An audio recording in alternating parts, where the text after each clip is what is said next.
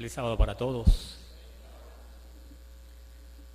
Si recordamos la lectura bíblica de esta mañana, vamos a encontrar que en ella se relata el momento en el que el Señor con sus discípulos se acerca a Jerusalén. Llegando a Jerusalén, dice el relato que envía a 2 discípulos con instrucciones un tanto curiosas. Id a la aldea que está frente a vosotros. Enseguida hallaréis una asna atada y un pollino con ella. Desatadla y traédmelos. Y si alguien os dice algo, decidle: el Señor los necesita. ¿Cómo sabía el Señor que esa asna estaba atada en ese lugar, junto a ella un pollino, que alguien preguntaría? Bueno, hay eruditos comentaristas bíblicos que dicen: lo más probable es que él haya hecho arreglos previos a través de sus discípulos y ya el dueño de los animales estaba en pleno conocimiento. Hay quienes piensan que no fue así.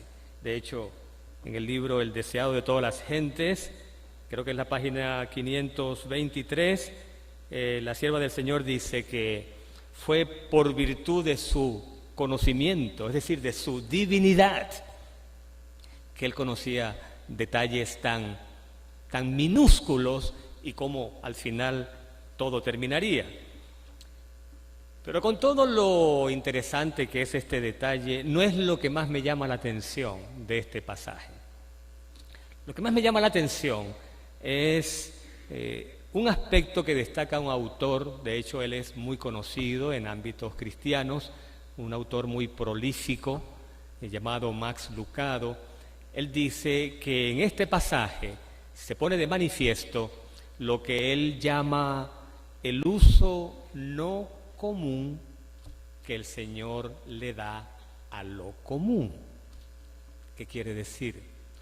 Lucado comenta lo que es una realidad. Si leemos la Escritura, nos vamos a dar cuenta que pareciera que el Señor tiene cierta predilección por usar para cumplir sus propósitos medios ordinarios, medios comunes, como que no es muy dado a usar lo extraordinario, sino más bien todo lo contrario.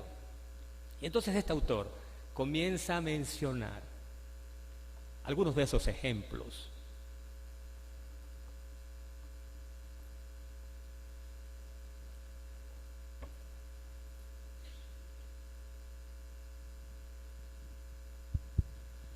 Ustedes me van a ayudar a buscar y a encontrar en la Biblia algunos de esos medios ordinarios, sean objetos, a veces animales, que el Señor usó en el pasado para alcanzar sus propósitos. ¿Cómo pudo lograr a través de esos medios ordinarios lo extraordinario y cuáles fueron? A ver, vamos a comenzar por, a mí se me ocurre ahora pensar el cayado o la vara de Moisés.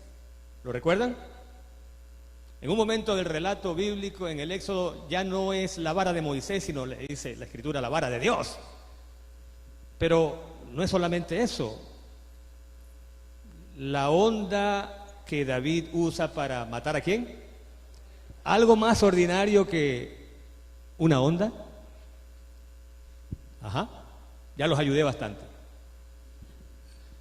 En una oportunidad, Sansón, con una quijada, algo más ordinario que una quijada de un asno muerto, mata ¿a cuántos filisteos? Alrededor de 1000 filisteos, con una quijada de asno. ¿Perdón? Oh, la burra o el asno, que le habla a Balac, qué cosa más ordinaria, y sin embargo el resultado fue extraordinario. Ajá. ¿Se acuerdan del relato de una viuda que estaba endeudada en tiempos de Eliseo? Y Eliseo le dice, ¿qué tienes en tu casa? Ella dice, nada, porque en realidad la vasija para ella era nada, solo una vasija. Y ya sabemos cuál fue el milagro. ¿Allá? Ajá, ya la mencionamos, la vara de Moisés. Ahí entramos en el Nuevo Testamento, algo más común que el agua. Y sin embargo el Señor con su poder la transformó en vino no fermentado de la mejor calidad. ¿Cuál? Ok, bueno, el mar, sí, el mar cuando se abrió, pero ahora estoy pensando en una oportunidad en la cual la gente se reúne todo un día a escuchar al Señor, ni siquiera sienten hambre. Entonces uno de los discípulos dice, por aquí hay un jovencito que tiene su merienda, ¿se acuerdan? La multiplicación de los panecillos, y uno de ellos dice, ¿pero qué es esto? ¿Pero qué es esto a la hora de alimentar tanta gente? Bueno, la lista es larga, ¿verdad? Y podríamos seguir. ¿Cómo le llama Max Lucado a ese hecho tan peculiar en la forma como Dios actúa? Él dice, el uso no común de lo común. En otras palabras, el uso no común de lo ordinario para alcanzar resultados extraordinarios. Ok, hay otro autor, él se llama Mark Buchanan, que dice que si en el cielo, me gusta la expresión porque él dice, si en el cielo hay un museo, en ese museo no vamos a ver nada extraordinario. Vamos a ver cosas muy ordinarias. Probablemente veremos no es que hay un museo en el cielo, es una forma de decir que Dios trabaja con medios muy ordinarios. Y él menciona la palangana que el Señor usó, ¿para qué? A ver, para lavar los pies a sus discípulos, la toalla, quizás un madero, imagínense, algo más ordinario que 2 pedazos de madera, ¿verdad? Para luego colocarlos en forma de cruz, y todo lo que se ha logrado a través de los siglos por medio de lo que ocurrió en esa cruz. Pero ahora la siguiente pregunta llega más cerca de nosotros. ¿Será que nuestro Dios, que como que es tan dado a usar lo ordinario para lograr fines extraordinarios, será que también prefiere usar para la predicación de su evangelio a gente ordinaria? Sin ofensas, por supuesto, ¿no? No queremos decir, no llamar a nadie ordinario en un sentido despectivo, pero si nos ponemos a revisar la Biblia y la historia del cristianismo, ¿cuántos de los grandes predicadores en la historia de la iglesia, cuántos de los evangelistas, de los discípulos, de los apóstoles, cuántos eran gente poderosa, gente letrada, gente preparada? A ver, ¿cuántos? Bueno, comencemos con los 12 discípulos. Ninguno de ellos. ¿Cuáles eran sus oficios? Humildes pescadores, cobradores de impuestos, algunos de ellos con muy mal carácter, tanto que a un par de hermanos los llamaban hijos de ¿qué? Los hijos del trueno. Es decir, no son los más poderosos, los más brillantes, los más capaces, los intelectualmente superdotados a quienes Dios, aunque no se descarta que Dios use a alguno de ellos, ¿verdad? Y mucho podrá lograr Dios con alguien brillante que ponga su mente, sus talentos al servicio de Dios, pero no son muchos. De hecho, hay en la palabra de Dios, y podrías buscarlo conmigo, no vamos a leer el pasaje porque es un poco largo, pero yo puedo leer una parte, 1 Corintios capítulo 1, la misma escritura dice, 1 Corintios capítulo 1, comenzando por el versículo 26. Yo, por cierto, tengo aquí una versión moderna que voy a leer porque me gusta más. Tú puedes acompañarme leyendo en tu versión, 1 Corintios capítulo 1, desde el versículo 26, donde dice, no muchos de ustedes son sabios. La Escritura lo dice. Según criterios meramente humanos. Ahí está. Según criterios meramente humanos. Ni son muchos los poderosos. Esta versión es la Nueva Versión Internacional. Y escucha la parte siguiente que es bien interesante. Dice, ni son muchos los de noble cuna. Interesante, la versión que tengo acá, la versión Nueva Reina Valera, dice, no son muchos los nobles. Dice, no son muchos los de noble cuna, pero Dios escogió lo insensato del mundo para avergonzar a los sabios, y a lo débil del mundo para avergonzar a los poderosos. Así que la misma Escritura ya lo está diciendo. Dios tiene cierta predilección por aquellos que a la hora de hacer su obra no se atribuyen ellos mismos el crédito, porque saben que no hay en ellos los talentos, las capacidades para lograr semejantes resultados, por lo tanto le dan toda la gloria a Dios. Ahora, en la Biblia, bueno, así como hicimos con los objetos inanimados y algunos animales, pero igual podemos hacer. Y si buscamos, encontramos algunos de quienes nunca se esperaría que hubieran logrado tanto, por tratarse de gente, bueno, muy ordinaria. Y ahora estoy pensando en el Antiguo Testamento, en una jovencita que ha sido extraída de su pueblo natal y ahora está en un país extraño, sirviendo como esclava en el hogar de un poderoso capitán sirio. ¿De quién estoy hablando? ¿De quién estoy hablando? Oh, una niña, ni siquiera la Biblia da su nombre, imagínese usted, ni siquiera el nombre sabemos, pero esta muchacha, quizás adolescente, está en casa de Naamán, capitán del ejército sirio, hombre poderoso, del cual habla la Biblia. Por cierto, si quieres buscar en la Biblia, no vamos a leer tampoco, por supuesto, todo el relato, pero capítulo 5 de Segunda de Reyes. Capítulo 5 de Segunda de Reyes. Naamán, general del ejército del rey de Siria, gran varón ante su señor, en alta estima. Y dice muchas otras cosas, pero al final del versículo 1 dice, valeroso en extremo, pero era leproso. Y entonces, versículo 2 habla de una muchacha que había sido llevada esclava de la tierra de Israel y que estaba sirviendo a la esposa de Naamán. Y ahora note usted lo que hace esta jovencita. Bueno, no están muchos de los jóvenes aquí hoy, pero qué bueno que lean esta historia. Porque he aquí, contra todo en su contra, todos los pronósticos en su contra, ¿quién podría pensar que justamente ella pondría en movimiento, que pondría en acción lo que al final fue un hecho que glorificó el nombre de Dios? Nadie. Sin embargo, ¿qué hizo ella? Simplemente dijo algo. Le dijo a su señora, versículo 3, si mi señor rogase al profeta que está en Samaria. ¿De quién está hablando? ¿De qué profeta? Eliseo.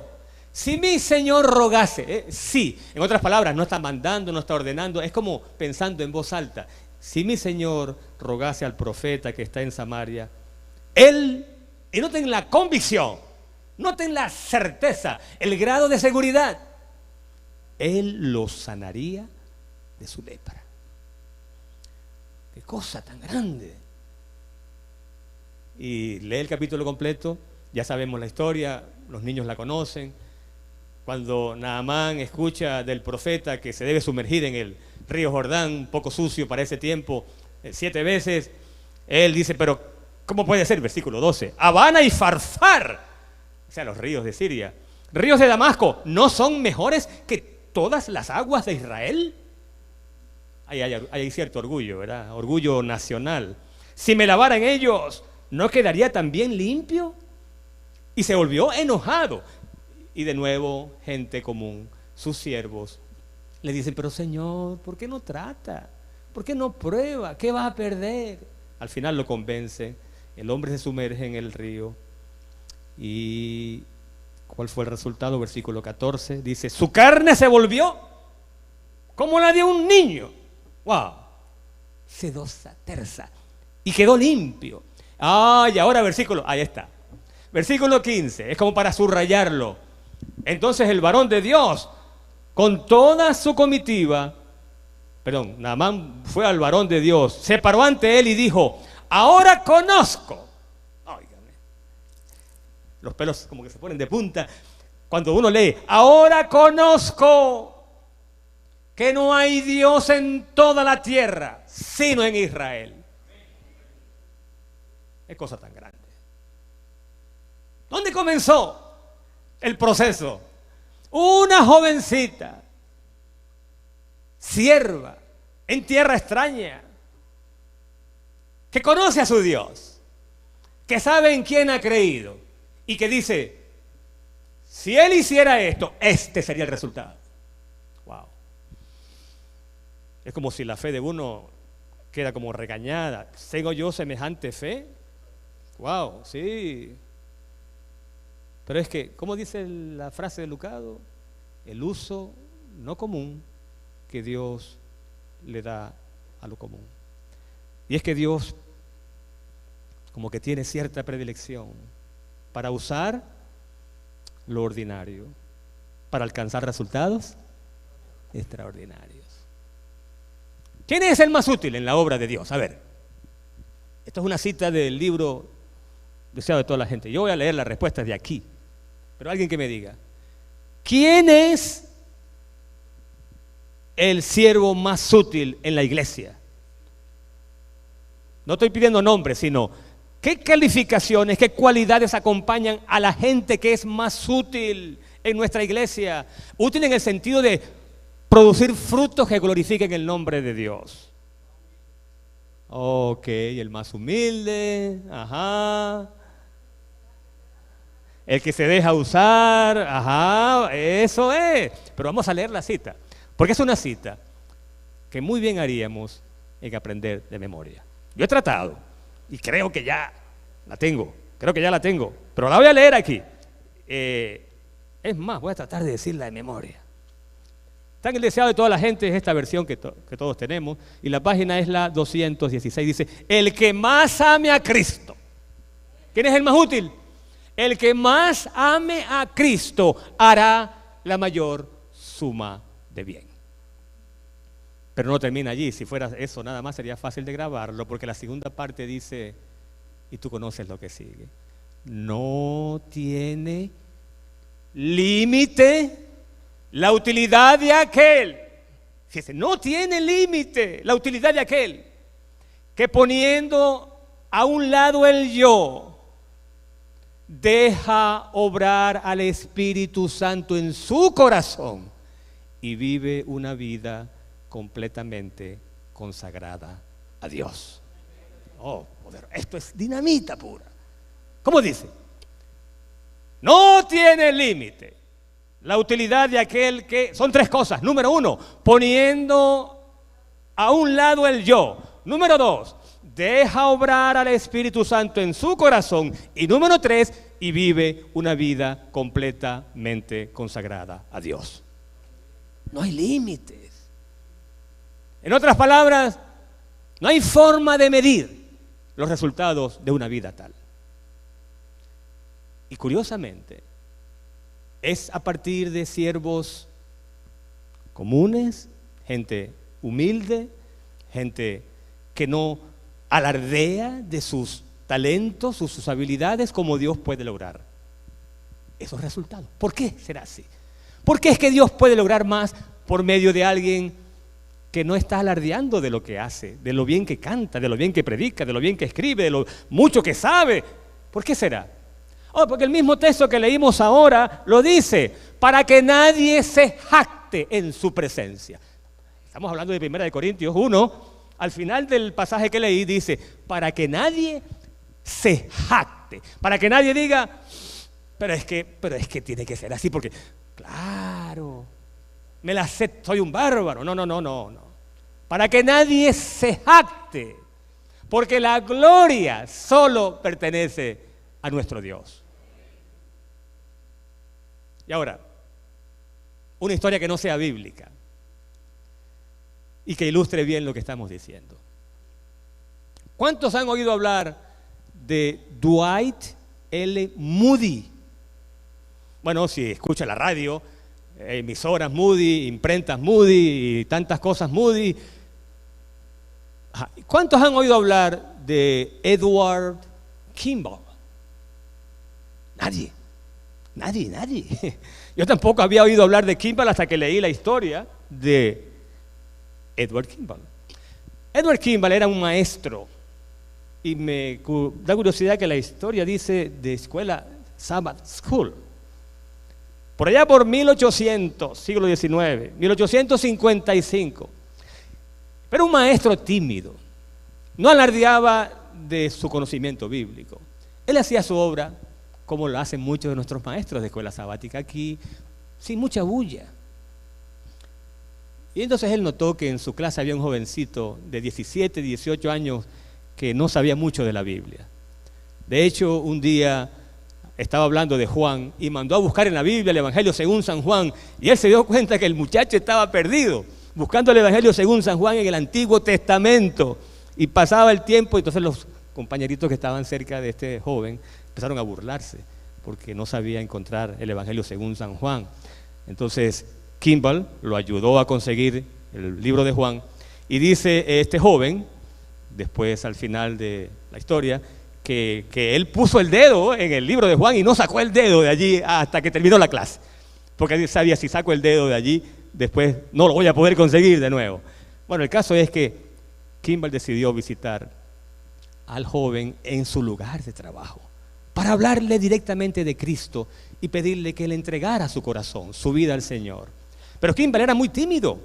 Entonces, dice el relato, que lo cuenta mucha gente, o sea que debe tener validez, que él se paseaba de un lado a otro al frente de la entrada de la zapatería Holton, en Boston, y todo el tiempo pensando, debo entrar para hablarle, pero no puedo, estaba nervioso, y caminaba allá para acá, hasta que decidió entrar.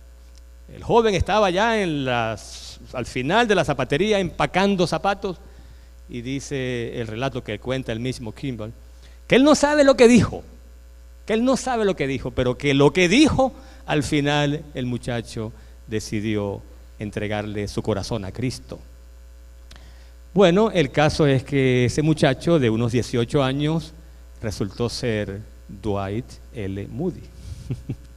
Dwight L. Moody, quien no prometía nada, o no prometía mucho, porque el mismo Kimball, escuche este, por si acaso, si alguien no está familiarizado con el nombre de Dwight Moody, para muchos el predicador, el evangelista que más almas ha llevado a Cristo en la historia del cristianismo en los Estados Unidos. Leí y me cuesta creer un poco, porque yo he escuchado de miles, pero la cita que la dice, centenares de miles almas a través de su predicación. Pero cuando Kimball describe a Moody, escuche lo que dice. Estoy traduciendo, así que la cita no es tal cual, parafrasear prácticamente. Puedo decir francamente, escribe Kimball, que he visto a muy pocas personas con mentes espiritualmente más oscurecidas. O sea, una mente espiritualmente que no prometía nada, no entendía las cosas de Dios. He visto pocas personas con menos posibilidades de llegar a ser un cristiano claro, de convicciones decididas en cuanto al Evangelio. Y número 3, y mucho menos llegué a pensar que esta persona, ¿de quién está hablando? De Moody, llegara a llenar o llegara a ocupar un espacio tan amplio de utilidad pública como lo hizo Dwight Moody. En otras palabras, ¿cuánto prometía Dwight Moody? Nada. Y sin embargo, centenares de miles, bueno, esta misma obra dice esa cifra de conversos al cristianismo. Pero hay aquí otra cosa interesante. Y tengo aquí la referencia, pero no la voy a buscar porque es una matutina de la iglesia muy vieja. No sé quién recuerda, Joe Angel Kramer, Preparad el camino, eso hace como 40, 50 años. Y dice él que en una oportunidad, ya convertido, Moody fue a la iglesia y quiso hablar. Y un diácono cosa que nunca se debe hacer, por supuesto. Fue tan torpe lo que dijo Moody, que este diácono le dijo: jovencito, yo creo que mejor leo la cita, porque no quiero poner en boca de una persona lo que no dijo. Le dijo así: la primera vez que trató de decir algo en la reunión de oración, un diácono le dijo que podía servir mejor a Dios quedándose callado. Ay, por Dios. Jovencito, tú puedes servir mejor a Dios si te callas la boca. Pero él no se calló la boca, porque dice aquí mismo, el mismo relato de Angel Kamer, que en una oportunidad Moody estaba en una reunión religiosa y escuchó que el predicador dijo: el mundo aún tiene que ver lo que Dios hará mediante un hombre que se consagre completamente a Él. Y Moody dijo: yo quiero ser ese hombre. El mundo todavía está por ver todo lo que Dios es capaz de hacer por medio de alguien que se consagre completamente a Él. Y es justamente lo que dice la cita que hemos mencionado, que no tiene límite. ¿Cómo es que dice la cita? 3 cosas. La utilidad de aquel que, poniendo el yo a un lado, deja obrar al Espíritu Santo en su corazón y vive una vida completamente consagrada a Dios. No tiene límite. Noten, Kimball, tímido, sirve de instrumento para que Dios toque el corazón de Moody. Y Moody, sin preparación, nunca estudió en un seminario. Dios lo usó porque se consagró completamente a Él. ¿Captamos la lección? Captamos la lección. ¿Qué hemos aprendido hasta aquí? Para ya ir cerrando. Hemos aprendido en primer lugar que Dios pareciera tener cierta predilección por lo que es común, por lo que es ordinario. Dios no escoge a los poderosos, Dios no escoge a las mentes más preclaras o brillantes. Dios usa, ¿quién dijimos que es el más útil en la iglesia? El que ama más a Dios, el que se consagra completamente. A ese es a quien Dios usa. Hemos aprendido en segundo lugar que aunque Dios pareciera usar esos canales, esos instrumentos, es el instrumento el que debe decidir si Dios lo va a usar o no. En otras palabras, el relato de esta mañana dice: Dios o el Señor los necesita. ¿Se acuerdan lo que leímos? Cuando preguntó el dueño de los 2 animalitos: ¿por qué se están llevando? ¿Qué debían responder los discípulos? El Señor lo necesita. En otras palabras, el Señor necesita de tu talento. Sean muchos o sean pocos, el Señor necesita tus recursos, sean muchos o sean pocos. Lo que tengas, Él espera que tú lo pongas a su orden. En esta mañana está claro que el Señor los necesita, porque Él podría terminar su obra en cuestión de horas, quizás por medio de sus ángeles, y la predicación del Evangelio se completaría, pero en forma rápida y fugaz. Pero Dios quiere que seamos tú y yo quien le digamos: Señor, no es mucho lo que tengo, pero lo que tengo te doy. En otras palabras, Señor, úsame. No tengo 5 talentos, tengo 1 quizás, pero lo quiero colocar en esta mañana en tus manos. Independientemente de los resultados, que yo pueda hacer siempre lo mejor para ti. Y ahora quiero cerrar con una última ilustración, porque a veces se apoderan de nosotros los temores. Decimos: pero ¿y si esta persona no me atiende? ¿Y si este compañero de trabajo se burla de mí? ¿Y si este vecino más bien se molesta? ¿Y si mis esfuerzos son inútiles? Y nos llenamos de preocupaciones, con lo cual estamos prácticamente diciendo que el Dios a quien servimos no es tan poderoso, que los obstáculos como que son mayores que el poder que Él tiene para vencerlos.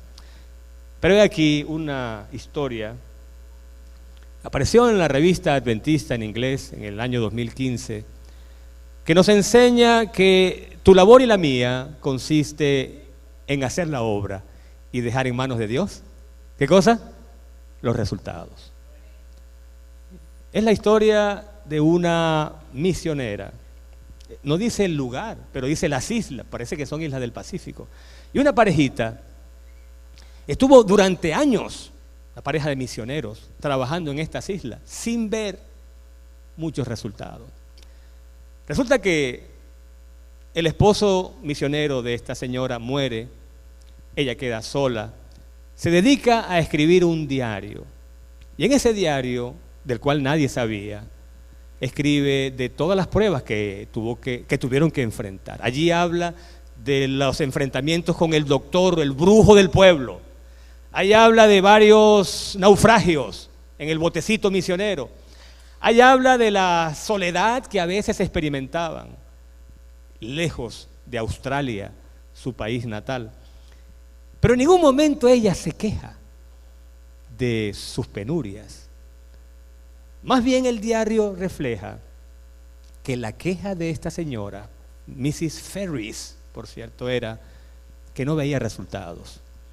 Una forma de decir tanto esfuerzo, tanto sacrificio, lejos de los seres queridos, y no estamos viendo que la semilla produce una cosecha. Parece que ellos mueren, el diario cae en manos del hijo, y uno de los hijos ve en el diario que hay cosas allí interesantes y manda el diario a la Asociación General.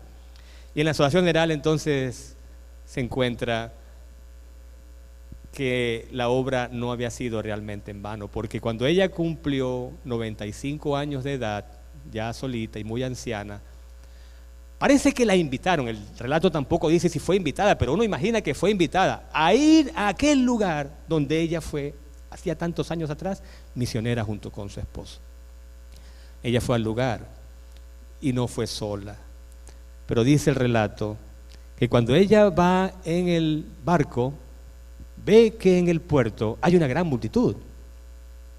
Ella no sabe quiénes son, pero cuando llega, había allí más de 1000 personas.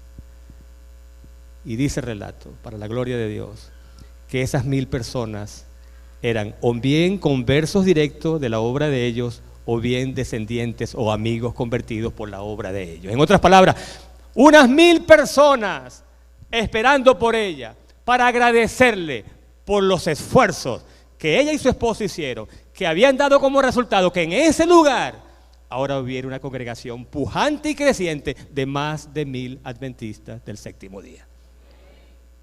Echa tu pan sobre, que después de muchos días, y como dice otro pasaje de la Biblia, que sembraremos con lágrimas, pero luego cosecharemos con regocijo. Ese vecino, ese compañero de trabajo, ese compañero de estudio, ese amigo, esa amiga, ese familiar, ese pariente, pudiera parecer que la semillita no ha dado fruto. Sin embargo, la obra nuestra consiste en sembrar la semilla, pero recordemos que es Dios quien da el crecimiento. En esta mañana yo quiero reiterar ante Dios que quiero seguir usando los pocos recursos, los pocos talentos que Él me ha dado.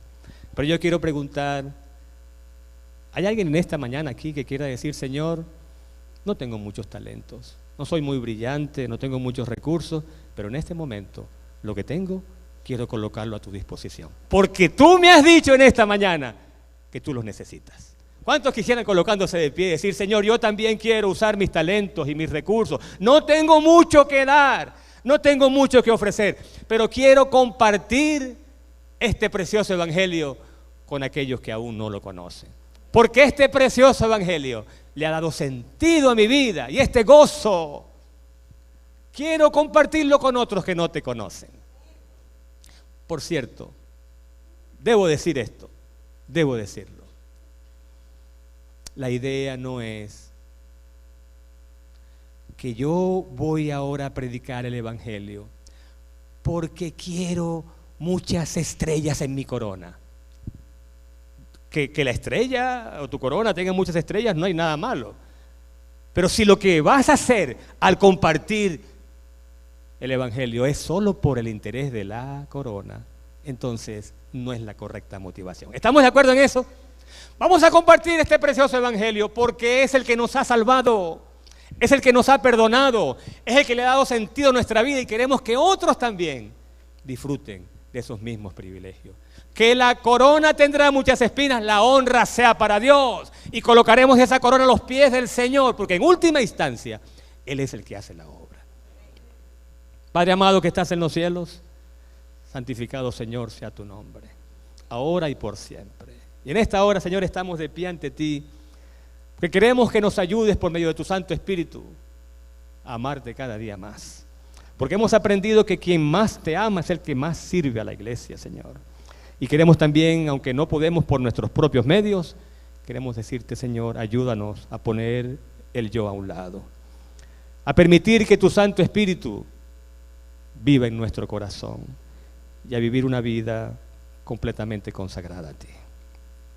Y será nuestro mayor gozo en el cielo, sino en esta tierra, estrechar las manos de aquellos a quienes de alguna manera habremos ayudado a alcanzar también la salvación. Pero mayor aún será el gozo de colocar nuestras coronas a tus pies y decir, digno es el Cordero, de recibir la honra, la gloria, el poder y el homenaje por los siglos de los siglos. Amén. Amén. Vamos a permanecer de pie para cantar el himno que se va a anunciar a continuación.